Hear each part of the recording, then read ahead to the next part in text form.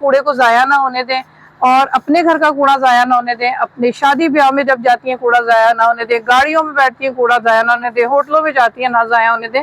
मतलब इस कूड़े को एज अ सरमाया समझ कर संभालें और हमें कॉल करें, हम उनकी खिदमत में हाजिर होंगे और हम आपको यकीन दिलाते हैं कि एक घर का कूड़ा एक बच्चे की तालीम। तो ये सूखे कूड़े को का आगाज़ किया क्योंकि सरमाया नहीं था, अगर सरमाया होता तो कोई और बिजनेस शायद करती। अल्हम्दुलिल्लाह सुम्मा अल्हम्दुलिल्लाह आज आपके सामने है कि पहले दिन 32 रुपए था, आज 32 लाख से जायद है और हमारे मेन इखराजात में से एक अहम हिस्सा यहाँ से पूरा हो रहा है।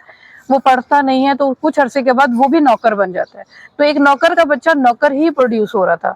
तो मैं नहीं चाहती थी कि इनको इस तरह की जिंदगी में हालात वो हों कि 20 से 25 हजार से ज्यादा तनख्वाह माँ बाप ना लेते हो, घर अपना ना हो। मतलब किस्सा मुख्तसर है कि उनके हालात ऐसे ना हो कि वो पढ़ सकते हैं, बच्चों को पढ़ा सकते हैं। अस्सलाम वालेकुम नाज़रीन, उर्दू 5 के साथ मैं हूँ आपकी होस्ट राबिया अली। नाज़रीन, आज हम एक ऐसी मोटिवेशनल स्टोरी आपके साथ शेयर करेंगे, मतलब कूड़ा करकट जो कि जिसे लोग कुछ भी नहीं समझते, ऐसी फेंक देते हैं। आज हम आपको बताएंगे कि उस कूड़े की कितनी अहमियत है, कितनी अफादियत है। हर घर से यहाँ कूड़ा इकट्ठा किया जाता है, हर इलाके से लाहौर के, और उस कूड़े को रिसाइकिल करने के बाद जो पैसे बनते हैं या जो पैसे आते हैं, उन पैसों से यतीम बच्चों को और मुख्तलिफ जो इलाके के बच्चे हैं जो पढ़ाई नहीं कर सकते, उनकी पढ़ाई का पूरा जिम्मा जो है ये वेलफेयर लेती है। आज हम उनकी ऑनर रुबीना शकील से बात करेंगे और आपको बताएंगे कि इस सफर का आगाज उन्होंने कब और कैसे किया और कूड़ा ही क्यों, मतलब इसके अलावा और भी काम हो सकते हैं, लेकिन कूड़े को यूटिलाइज कैसे किया उन्हीं से जानते हैं। नाज़रीन, हमारे साथ इस वक्त आबरू एजुकेशनल वेलफेयर ऑर्गेनाइजेशन की ऑनर रुबीना शकील मौजूद है। इनसे बात करते हैं कि ये जो इतना बड़ा इदारा चला रही है, क्या आज ही इन्होंने स्टार्ट किया है या इसके पीछे कितने सालों की मेहनत है। लोग देखते हैं वो समझते हैं कि शायद कुछ ही चंद ही सालों की ये बात है, लेकिन इनसे जानते हैं इन्होंने कितनी मेहनत की और ये आइडिया कैसे आया कि ड्राई वेस्ट को यूटिलाइज किया और इससे लाखों बच्चे जो है वो आज तालीम याफ्ता हो रहे हैं। अस्सलाम वालेकुम। वालेकुम अस्सलाम। जी रुबीना साहिबा, बताइएगा कि ये इस सफर का आगाज कब किया आपने? इस सफर का आगाज आज से 23 साल पहले एक घर के पोस्ट से शुरू हुआ और बुनियादी मकसद इसको स्टार्ट करने का सिर्फ एक था कि वो तमाम बच्चे जो हमारे खिदमत गुजारों के हैं, उनकी माएँ खिदमत करती हैं, लेकिन बच्चा जो है वो पढ़ता नहीं है तो कुछ अरसे के बाद वो भी नौकर बन जाता है। तो एक नौकर का बच्चा नौकर ही प्रोड्यूस हो रहा था। तो मैं नहीं चाहती थी कि इनको इस तरह की जिंदगी मिले, तो कोशिश ये की कि अगर इस जिंदगी से निजात दिलवानी तो क्या करना है। तो पता चला कि इनको तालीम दिलवानी है, इन्हें पढ़ाना है। अगर ये पढ़ लिख गए तो डेफिनेटली फिर ये है कि ये एक अच्छी और आबरूमंदाना जिंदगी गुजारे। और कितने बच्चे अब हो गए और जब आपने स्टार्ट किया था कैसे स्टार्ट किया था, और कूड़े के बारे में बताइएगा कि ड्राई वेस्ट को क्या करते हैं, किस तरह यूटिलाइज करते हैं, किस तरह उसे रिसाइकिल असल में शुरू तो ज़कात और खैरात से किया कि लोग अपनी ज़कात दे, खैरात दे, बच्चे की सरपरस्ती करें, लेकिन बाद में ऐसा ऐसा पता चला कि ये मुस्तकिल बुनियादों पे नहीं है, ये कभी भी खत्म हो सकती है, आपकी डायरेक्शंस चेंज हो सकती हैं। तो फिर समझ ये आई कि मुझे कुछ और करना है और कुछ ऐसा करना है कि ये खैर हमेशा हमेशा चलती है। तो सस्टेनेबिलिटी प्रोग्राम के हवाले से ये सूखे कूड़े को का आगाज़ किया क्योंकि सरमाया नहीं था, अगर सरमाया होता तो कोई और बिजनेस शायद करती। मैं कहती हूँ शुक्र अल्हम्दुलिल्लाह कि सरमाया नहीं था, अगर सरमाया होता तो मैं ये ना करती। तो इसलिए आसान लगा के 200 रुपये खर्च करो, कूड़ा इकट्ठा करो, किसी साइकिल वाले को भेजो, किसी मोटर बाइक को भेजो, अपने साथियों को समझाओ इस कूड़े को ज़ाया ना करें। तो अल्हम्दुलिल्लाह सुम्मा अल्हम्दुलिल्लाह आज आपके सामने है कि पहले दिन 32 रुपए था, आज 32 लाख से जायद है और हमारे मेन इखराजात में से एक अहम हिस्सा यहाँ से पूरा हो रहा है। और इसके साथ साथ हम एक इबादत भी कर रहे हैं कि सफाई निस्फ़ ईमान है। आप और मैं मुसलमान हैं, हमें पता है। और दूसरा ये है कि आप माहौल बेहतर कर रहे हैं, आप लोगों को रोजगार दे रहे हैं। तो बहुत से इस तरह सिलसिले चलते रहे। मैम, रिसाइकिल करने के बाद कौन कौन सी अशिया जो है इस कूड़े से बनाई जाती है और वो यूज होती है? पहले तो हम अपनी क्लासरूम्स में उनको इस्तेमाल करते हैं कि अगर वन साइडेड पेपर है तो क्लासरूम में जाएगा, पढ़ने वाली किताबें हैं क्लासरूम में जाएंगी, फर्नीचर है क्लासरूम में जाएगा। उसके बाद जो है वो रिसाइकलिंग पे बॉटल्स और दूसरी चीजें चली जाएंगी।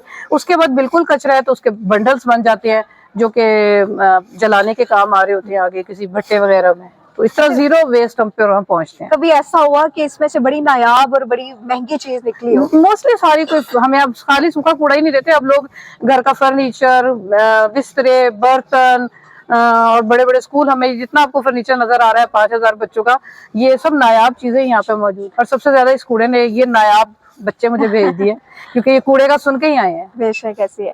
اچھا کتنے برانچز ہیں آپ کی لاہور میں؟ لاہور میں ہماری 9 برانچز ہیں، لاہور سے باہر 2 ہیں، اس کے علاوہ ہم جھگیوں میں کام کرتے ہیں، یوٹیوب پہ آپ جا کے دیکھ سکتے ہیں، جہاں 30 جھگیاں ہوتی ہیں وہاں ہم اپنی جھگی لگاتے ہیں اور پرائمری ایجوکیشن پہ کام کر رہے ہیں۔ ہمارے انڈر اس وقت 6 پروگرامز چل رہے ہیں۔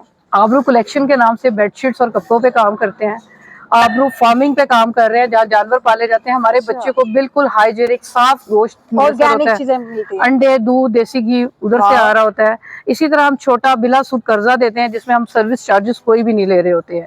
اسی طرح ہم نے تھریفٹ شاپ بنائی ہے جہاں آپ کے استعمال شدہ اشیاء کو بہت سستے کرائے پہ یوز کرنے کے لیے دیا جاتا ہے۔ اس کے علاوہ ڈسکاؤنٹ مارٹ ہے جہاں علاقے کے لوگوں کو صرف 5% جو ہے نا پروفٹ پہ ساری چیزیں مہیا کی جا رہی ہوتی ہیں۔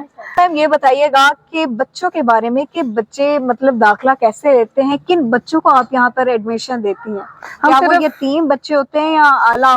نہیں، ہمارے پاس یہ کیٹیگری نہیں ہے یتیم ہے کہ نہیں، یتیم ہے تو وہ تو یتیم خانے میں اس کو دن رات رہنے کے لیے رکھا جائے گا۔ داخلہ دینے کے لیے شرط یہ ہے کہ اس کے حالات وہ ہوں کہ 20 سے 25 ہزار سے زیادہ تنخواہ ماں باپ نہ لیتے ہو، گھر اپنا نہ ہو، مطلب قصہ مختصر یہ کہ ان کے حالات ایسے نہ کہ وہ پڑھ سکتے ہیں، بچوں کو پڑھا سکتے ہیں۔ اپنے نوجوان بچوں کو بھی اور اپنی ہاؤس وائفس کو بھی کہ خدارا اپنے آپ کو صرف یہ نہ سمجھیں کہ ہم نے گھر کی صفائی کرنی ہے، بچے پالنے ہیں، بس کام ختم، تھک جانا ہے۔